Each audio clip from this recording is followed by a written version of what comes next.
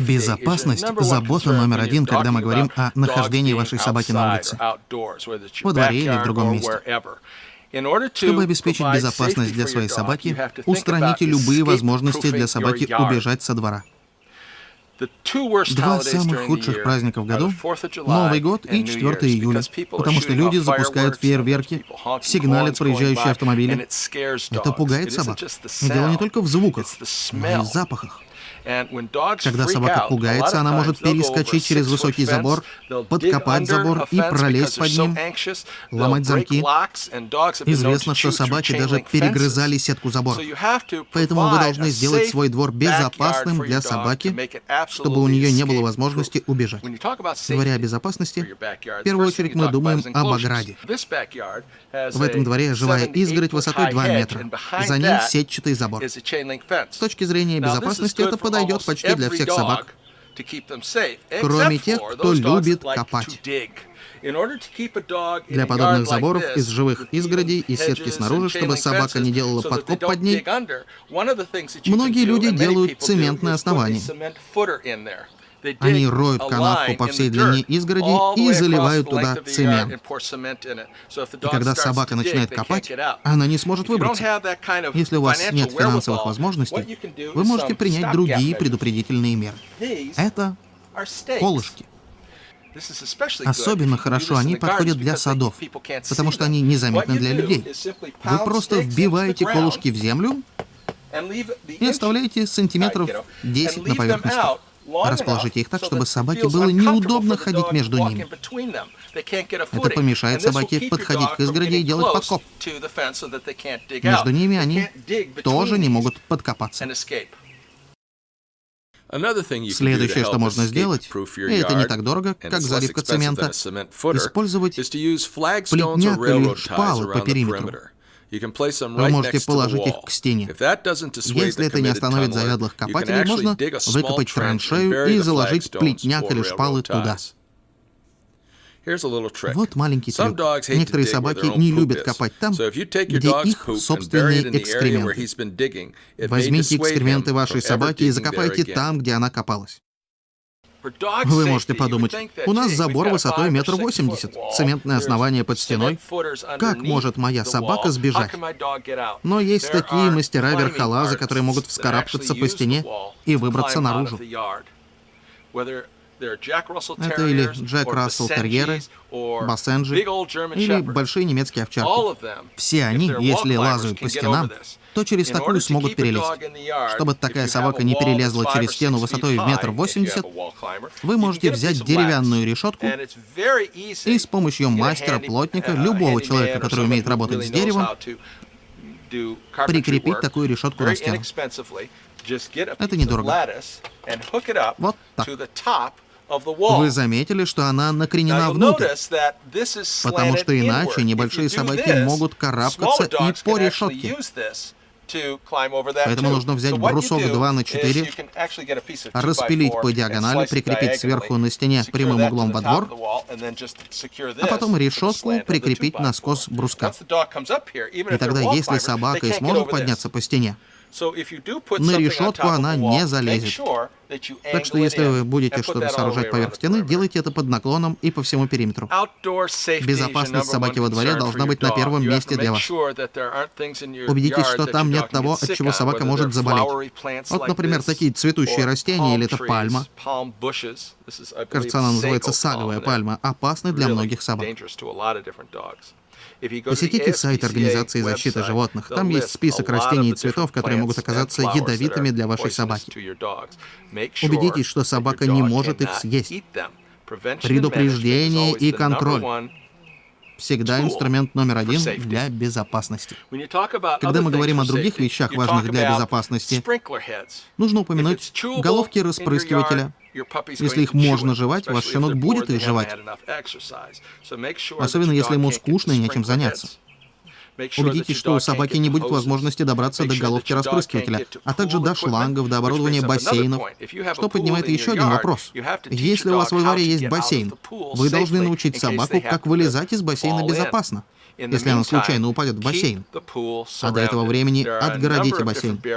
Есть разные барьеры не только для собак, но и для детей. Их можно использовать, чтобы собака не упала в бассейн.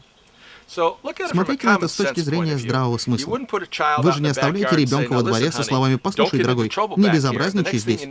И тут же вы видите, как выдернуты с корнем растения. Растения будут у ребенка и во рту.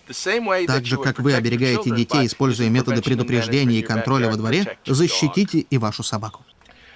Давайте поговорим о безопасном использовании ошейников и поводков на каждый день. Вот это называется ошейник мартингейл, ошейник с двойной петлей. Когда вы надеваете его на собаку, то можете просунуть пальцы через него. Ошейник на собаке должен быть по причине безопасности. Если собака убежит со двора, он может помочь при розыске. Однако, если у вас несколько собак, и они любят играть друг с другом, хватать друг друга, и, к сожалению, иногда их зубы застревают в ошейнике другой собаки.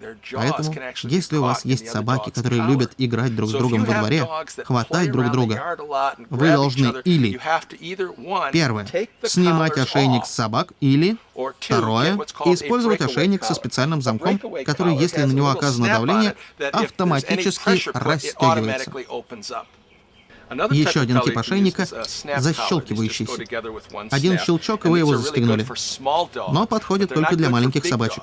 По той простой причине, что эти пластиковые застежки могут ломаться. Это Лили. Она демонстрирует шлейку. Поводок прикрепляется к кольцу на спине. Вот здесь.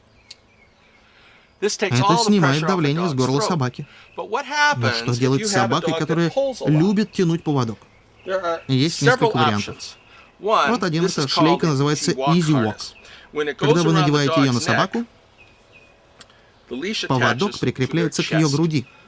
И во время прогулки поводок тянется сбоку.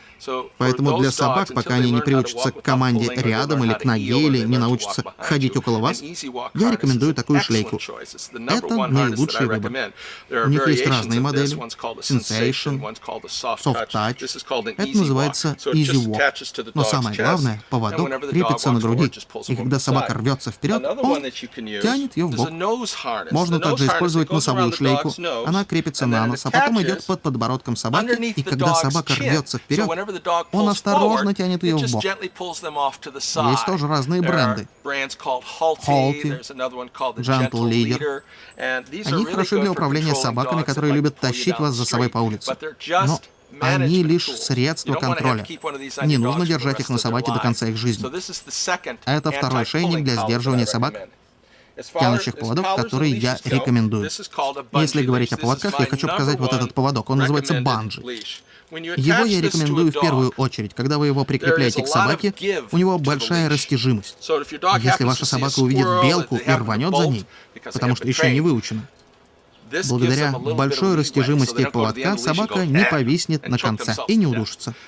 Этот поводок также хорош, когда вы учите собаку не тянуть поводок при ходьбе, потому что собака чувствует натяжение поводка.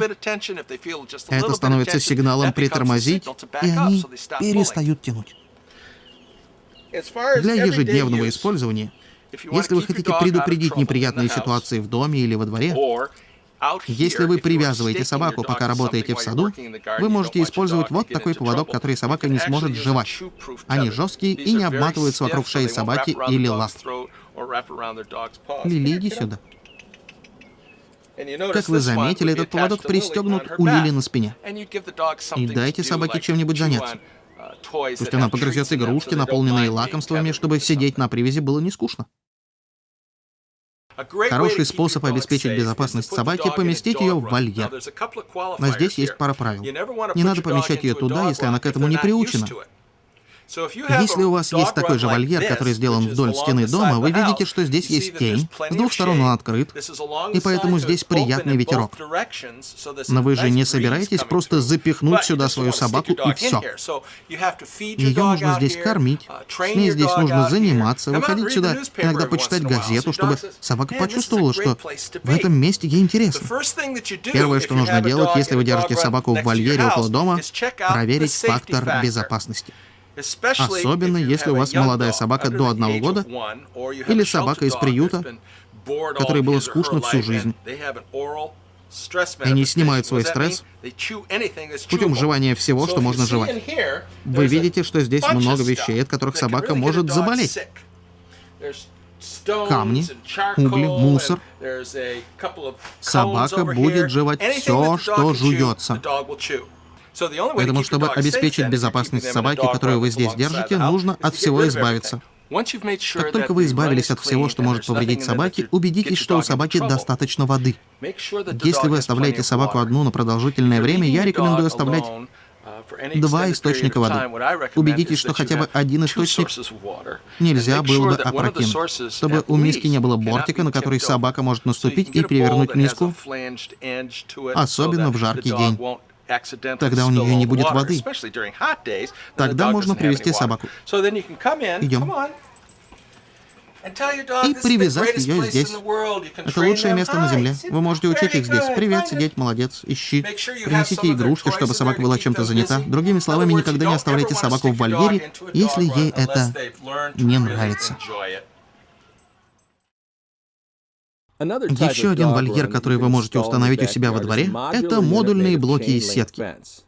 Они бывают в длину 1,20 м, 1,50 м, 1,80 м и в ширину 1,20 м, 1,50 м, 1,80 м. Их очень легко собрать. Вам нужно провести какое-то время с собакой внутри вольера, кормить ее там, обучать ее там, чтобы собака могла одна находиться в вольере, когда вас нет. Убедитесь, что в этой зоне есть тень, 2 источника воды. Вы видите, что Кейси совсем не против вольера.